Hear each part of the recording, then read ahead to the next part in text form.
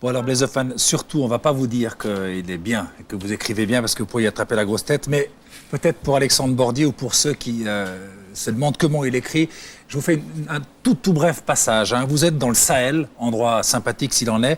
Voilà quelques lignes écrites par Blaise Hoffmann sur le Sahel.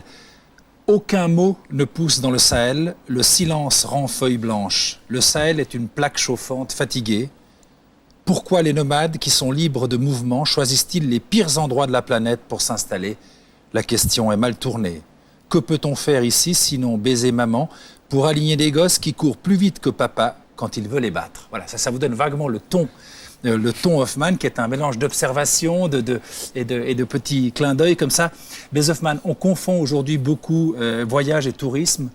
Pour vous, voyager, ça voulait dire quoi? Ça veut dire quoi? Ça signifie quoi? Moi, je ne suis pas sectaire. Je sais qu'il y a des personnes qui ont un tel rythme laborieux, qui n'ont que 10 jours tous les 5 ans pour voir du continent. Donc, ces personnes ont besoin d'agences pour quand même voir quelques villes, visiter quelques sites, puis ramener des photos, pas être trop ridicule au retour. Donc, ces personnes ont besoin du tourisme. Et maintenant, le voyage, quand on voit certains autres voyageurs, des backpackers qui ont tous le même guide de voyage dans la poche, on se dit, c'est pas forcément moins néfaste. Je crois que la différence entre le tourisme et le voyage, c'est pas une question de kilomètres, c'est une question de temps, mais pas dans le sens de la comptabilité des mois, c'est dans l'emploi du temps. De prendre son temps, de perdre son temps à quelque part, d'oser perdre son rythme. Vous écrivez d'ailleurs très vite dans le livre, vous parlez très vite de la lenteur, hein, qui est indispensable. Ah, j'en fais l'éloge, oui. Bouvier disait, je dis Bouvier par hasard, hein, que l'exotisme c'était la routine des autres. Vous, un voyage comme ça, qu'est-ce qu'il vous ramène comme définition de l'exotisme? Alors l'exotisme, ça véhicule beaucoup de choses.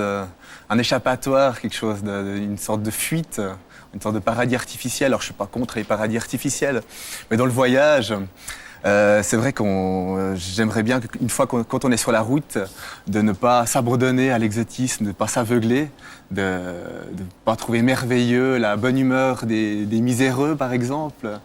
Et puis au retour, par contre, continuer à faire vivre ce voyage, continuer à cultiver cette flamme. Et puis, donc, c'est cela. C'est pour ça que vous êtes enfermé 5 mois pour écrire ce livre?